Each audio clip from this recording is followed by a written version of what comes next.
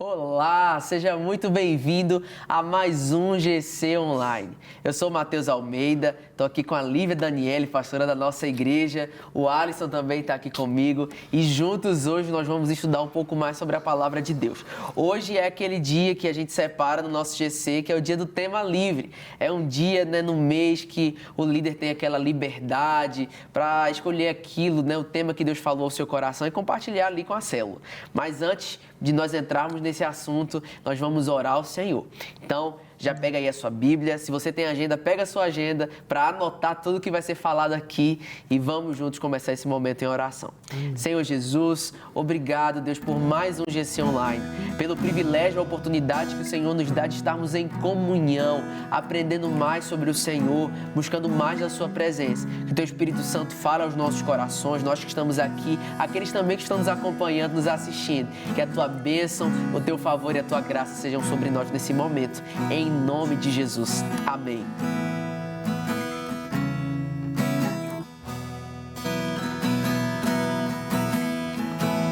Tu és tudo que eu mais quero, o meu fôlego Tu és, em Teus braços é o meu lugar. Estou aqui, estou aqui. Pai, eu amo Tua presença,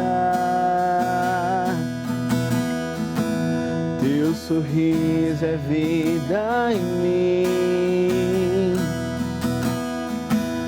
Eu seguro em Tuas mãos, confio em Ti, confio em Ti. Quero ir mais fundo, leva-me mais perto, onde eu Te encontro, no lugar secreto. Aos Teus pés me rendo, pois a Tua glória quero ver.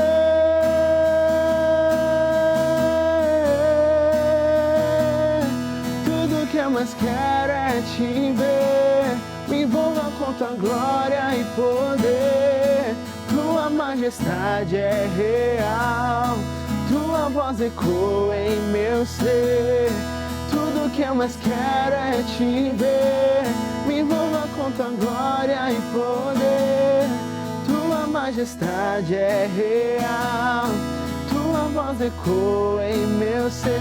Quero ir mais fundo, leva-me mais perto, onde eu Te encontro, no lugar secreto. Aos Teus pés me rendo, pois a Tua glória quero ver.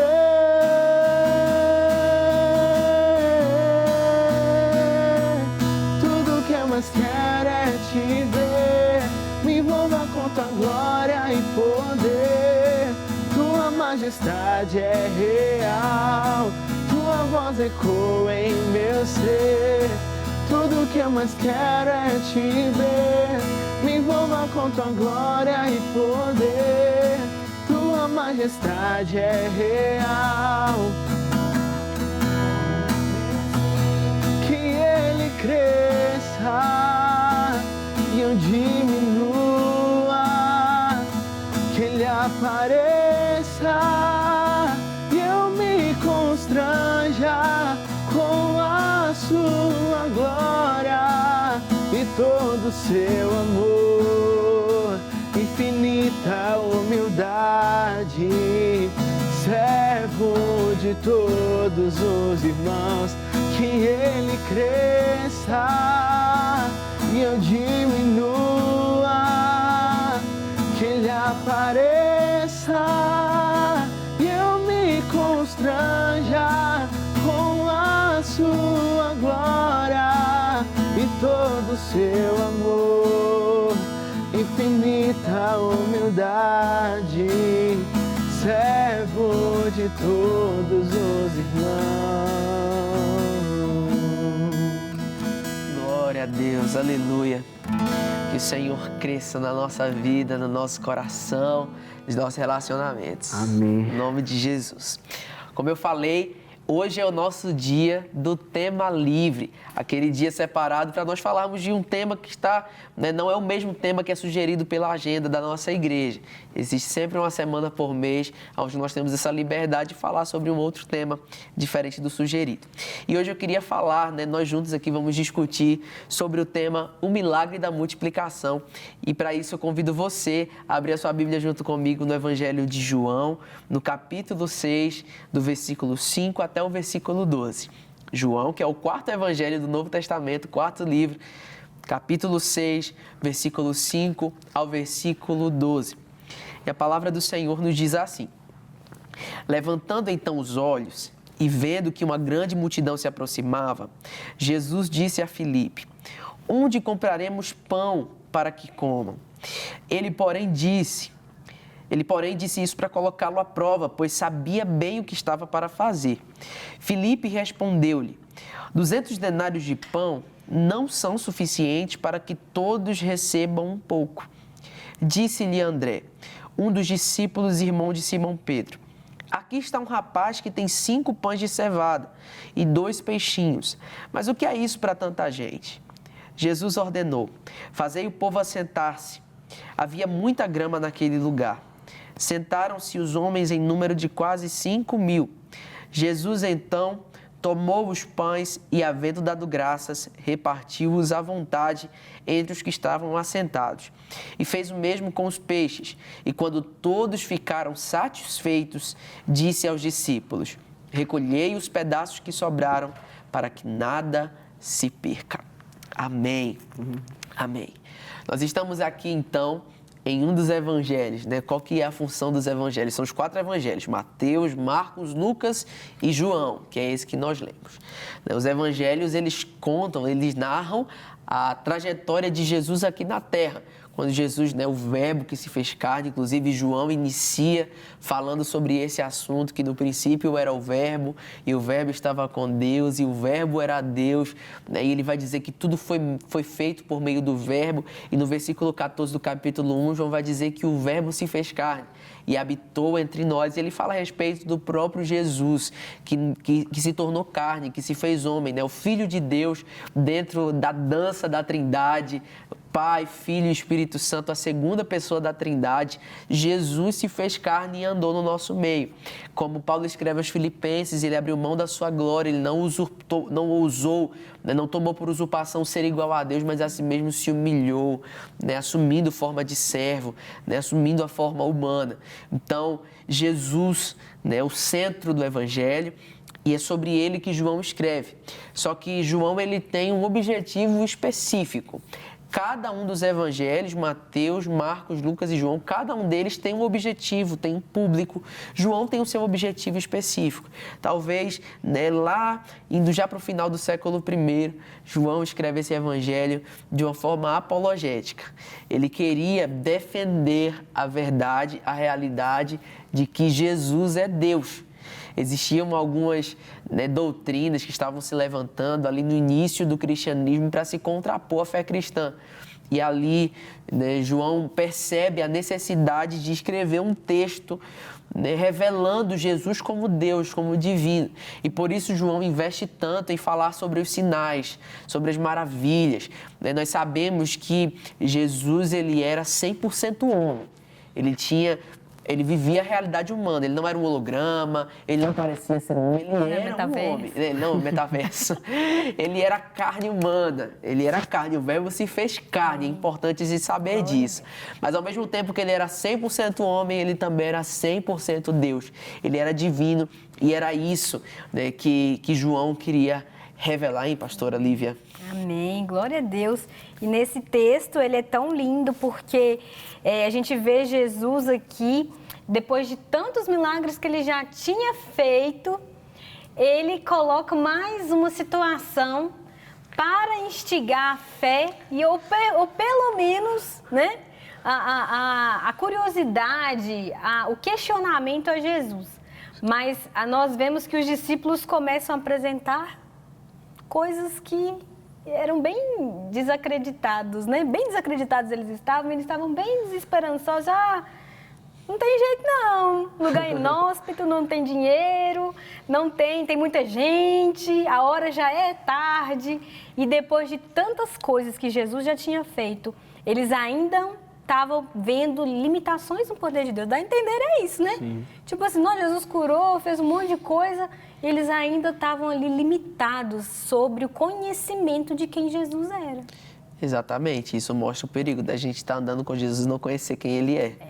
Né? E é justamente isso que João traz, exatamente essa mensagem de João, quando ele vai mostrar os sinais, né? Provar que a gente pode crer que a nossa fé é verdadeira e que ela é válida, porque Cristo é Deus. O que a gente é nesse grupo? A gente é discípulo, a gente tem andado junto, tem buscado conhecer, aprender e replicar o caráter de Cristo, ou a gente é a multidão que está procurando Jesus só pelo que Ele pode nos oferecer?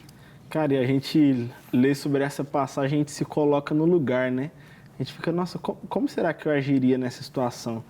Pensando como discípulo, será que eu ia realmente acreditar no poder de Jesus, de fazer um milagre daquele tamanho? Ou será que eu ia ser desacreditado, falar, não, isso aqui é muito grande, não tem nenhum sentido?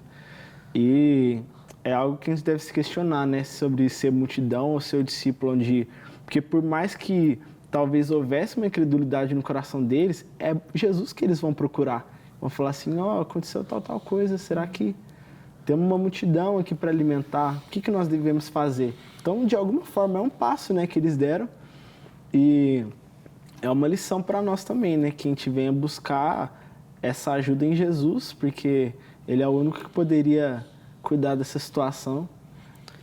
E Amém. Foi quem os discípulos recorreram, né? Amém, amém. Que de fato isso seja um despertar para o nosso coração, né? Um alerta para a gente se colocar diante do espelho, a gente perceber, né? onde a gente está se encaixando. Quantas vezes a gente não está da mesma forma que a multidão, né? A gente até está procurando Jesus, mas a gente está procurando Jesus com a motivação errada. A gente está procurando Jesus como um comércio, né? E com a nossa mentalidade de consumo, nós buscamos a Jesus pelo que nós podemos consumir dele, pelo que ele pode nos oferecer. Jesus vai bater uma DR ali com os discípulos. Sim. Porque Cristo queria um posicionamento diferente dos discípulos. Porque ali ele estava ensinando a multidão, estava no processo. Mas com o discípulo já estava num processo avançado. E Jesus vira para os discípulos e fala aqui com Filipe, onde nós vamos comprar pão para toda essa gente? E aí no 6 ele fala assim, ele perguntava isso somente para o testar, pois já sabia o que ia fazer. Então, testar o quê? Ele queria entender. Jesus já sabia, na verdade, né? Ele queria que eles soubessem, que eles fizessem a pergunta certa, ou que se, no momento que Jesus perguntasse, Jesus, o Senhor sabe o que o Senhor pode fazer. Eu não tenho essa resposta, mas o Senhor tem. Mas não foi isso que Filipe falou, porque ele falou, ele veio lá 200 denários, não dá para nada. Né? A gente não tem 200 denários, que deveria ter, né? E não bastariam para isso. E então ele começa a apresentar ali os obstáculos daquilo que Jesus mesmo perguntou. Olha, ou seja, eles não tinham entendido ainda. Eu acho legal essa parte. Jesus olha para a multidão e se vira para o discípulo para perguntar. Exatamente. E é isso que a gente tem que tomar cuidado. Assim, será que eu fico lá me colocando no lugar de multidão, mas eu já entendi que sou regenerado, que eu tenho um chamado de Deus, não no sentido, porque Jesus aí falou que ele chamou todos, né? E de fazer discípulos a todas as nações, não é o pastor, o evangelista, o obreiro, é para todos. Mas nós, como os discípulos, estamos respondendo conforme as expectativas do reino? Porque nós estamos vendo, estamos caminhando com ele diariamente, assistindo tudo aquilo que ele está fazendo na história e na nossa vida. Será que quando tem um desafio, um problema, um BO, Jesus vira para nós, e aí? Aí a gente fala, Jesus, tem jeito não. Será? Será que a gente fala que não tem jeito para Jesus? Exatamente. Sendo que ele é o autor e consumador da nossa fé. Né? Verdade. Pode todas as coisas. A fé, na verdade, é algo que precisa muito de exercício. Né? Precisa ser exercitada. A gente já falou aqui no GC Online que a fé é um dom de Deus, mas é um presente que Deus nos dá e nos dá também a responsabilidade de exercitar de ampliar, de amadurecer essa fé. E nós vemos na Bíblia que o desejo de Deus é que nós sejamos maduros, que nós sejamos filhos amadurecidos. Isso é o que Jesus deixa claro para os discípulos quando ele faz essa pequena prova. Ele pergunta, mesmo sabendo, como você falou, Lívia, mesmo sabendo que o que ele deveria fazer, ele pergunta para os discípulos. Isso não é um sinal de que Deus não sabia. Na verdade, ele sabia, mas ele queria conhecer o coração dos discípulos. Ele queria saber qual que era a pretensão, como que seria o posicionamento. Eu até anotei aqui, Jesus sabia o que precisava ser feito, mas pôs em xeque o coração dos discípulos para saber a sua maturidade espiritual e a sua fé diante dos desafios. Quando a gente vai falar sobre maturidade, eu sempre me lembro muito da igreja de Corinto, aquelas cartas que a Bíblia tem, 1 Coríntios e 2 Coríntios, que o apóstolo Paulo escreveu elas. Eu sempre me lembro desse episódio, né, que Paulo ele confronta a igreja em Corinto. Ele vai dizer, vocês já deviam ter crescido, vocês já deviam ter amadurecido e vocês continuam se comportando como criança espiritual. Eu não pude dar alimento sólido porque vocês são crianças, então tive que dar leitinho para vocês. Então, né, a gente enxerga aqui também nesse episódio, nesse diálogo entre Jesus e os discípulos, Jesus também procurando ouvir uma resposta madura, uma resposta de fé. Só que muitas vezes, por falta de exercício da nossa fé, a gente se posiciona com imaturidade diante dos desafios que nós temos, hein? E o que eu ia comentar é exatamente sobre isso que você falou, que o posicionamento revela a nossa maturidade. Sim, então, Cristo esperava um posicionamento dos discípulos de alguém que andava já com ele. Então, o que ele vai falar sobre a multidão? Manda eles se assentarem e esperar. Ou seja, ele não esperava nada da multidão, a multidão só ia se alimentar. Eles só iam sentar e esperar Jesus fazer alguma coisa. Agora, dos discípulos, é igual quando Paulo exorta também, ele esperava um posicionamento diferente. Então, vocês já sabem quem eu sou, vocês já sabem o que eu faço, como que funciona. Então, se posicionem. E isso mostra maturidade, né?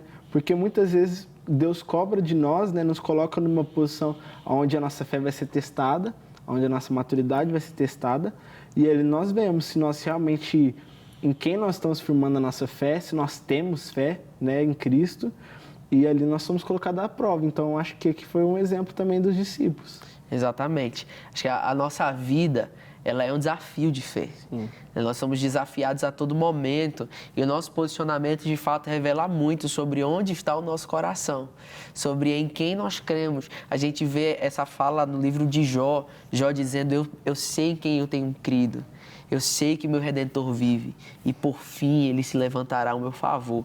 Nós vemos um posicionamento de Jó diante da calamidade, diante do caos, de situações difíceis.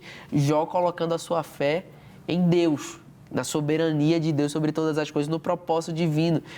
A Bíblia fala que a vontade de Deus é boa, perfeita e agradável. Então, nós vemos Jó olhando para isso e crendo e confiando.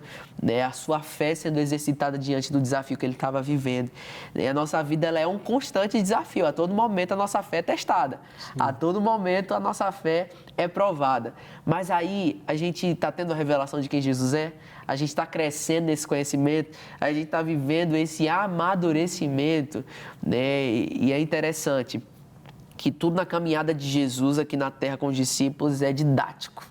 Em tudo Jesus está ensinando, seja no momento em que a multidão está diante dele, seja no momento em que ele está só com os discípulos, seja no momento em que ele está conversando com uma pessoa, Jesus sempre está ensinando. E os ensinamentos não eram ensinamentos pontuais, não eram ensinamentos para aquelas pessoas apenas, mas são ensinamentos que tocam a nossa vida hoje e nos levam para um caminho de transformação. Mas aí, tocando já em um terceiro ponto, nós vemos também no versículo 12, que a Bíblia fala que todos ficaram satisfeitos com aquela refeição. Era um grande desafio, Tinha uma grande multidão, 200 denários não eram suficientes e tinha ainda 5 pães e 2 peixinhos para alimentar uma multidão que era enorme. Eram milhares de pessoas. E como que a gente faz para alimentar todo esse povo? E a Bíblia fala que é tão grande o milagre que Jesus realiza naquele momento, que diante desse milagre, todos ficaram satisfeitos. Não foi uma refeição simples, não foi um lanchinho de meio pão. A Bíblia fala que, inclusive, no versículo 13, seguindo o texto que nós lemos, diz que foram recolhidos 12 cestos de sobra, do que sobrou de pão. do que aquela multidão se alimentou. Gente, eram 5 pães e 2 peixinhos. Sobraram 12 cestos cheios de pão, né, dessa alimentação. E isso fala muito para nós a respeito justamente dessa refeição completa e não parcial. E agora a gente traz para tipificação. Jesus é o próprio pão da vida e era isso que ele estava querendo comunicar para aquelas pessoas. Era isso que ele queria comunicar para os discípulos, que ele é o pão da vida. E aqui com essa provisão ele se mostra como esse alimento suficiente, como essa provisão, como essa graça abundante de Deus que nos alcança para nos alimentar, né, muito maior do que aquilo que a gente precisa. Esse favor que a gente vê inclusive no Sermão da Montanha, quando Jesus vai falar sobre confiança, ele vai dizer: olhem para as aves do céu que não semeiam e nem colhem, e o meu Pai as alimenta. Olhem para os lírios do campo, que nem Salomão, em toda a sua glória, se vestiu como eles. Eles nascem hoje, amanhã vão ser queimados, mas o meu Pai os vestem. Né? A gente vê a abundância da graça de Deus. Amém. Provérbios 3:5 fala que nós precisamos confiar no Senhor de todo o nosso coração, não estribar no nosse próprio entendimento. Se eles, olha, como os discípulos, o que eles fizeram? Olharam para as circunstâncias, né? Para os desafios. E a gente precisa ter esse cuidado.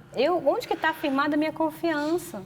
Eu preciso entender. E no momento de dor, de tristeza, de luta, de adversidade, que são um dos momentos que a gente vai vendo, onde Jesus se vira para os discípulos. É a tempestade, ele aparece andando. É a tempestade, ele fala, não temas. Né? É a multiplicação, ele está perguntando para os discípulos. Então, essa forma de Jesus nos ensinar é muito interessante, porque na hora da aflição, na hora da dificuldade, tem uma autora que eu gosto, que é a Dorothy Sayers, que era contemporânea de C.S. Lewis, muito legal, gente, depois vocês podem ler.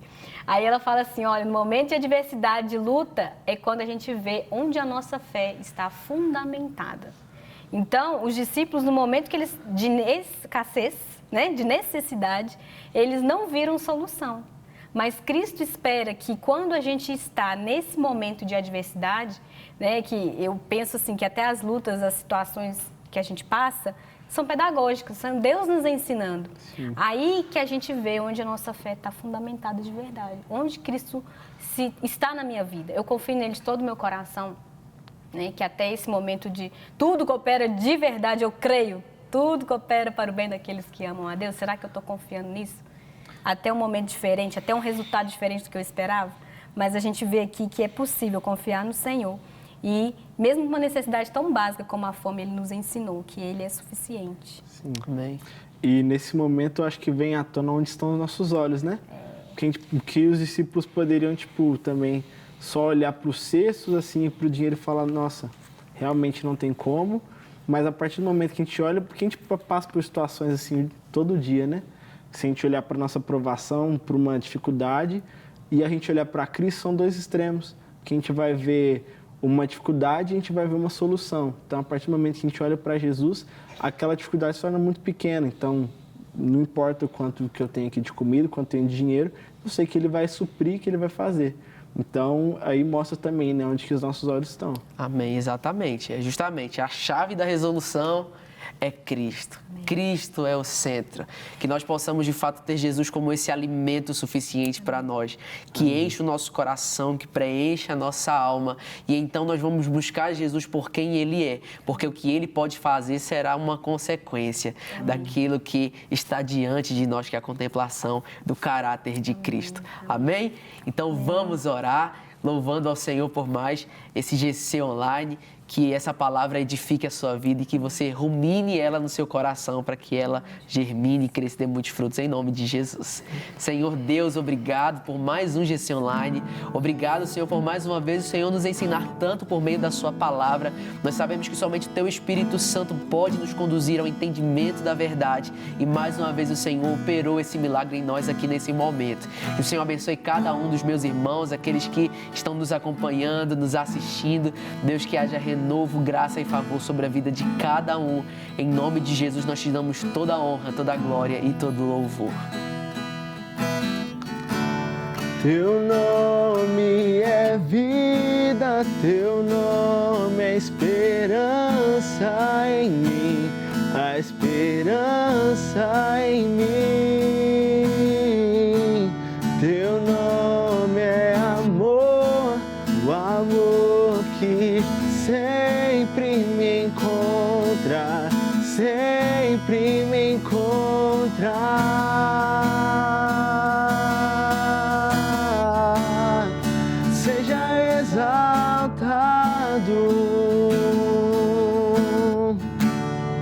seja exaltado, seja exaltado, exaltado.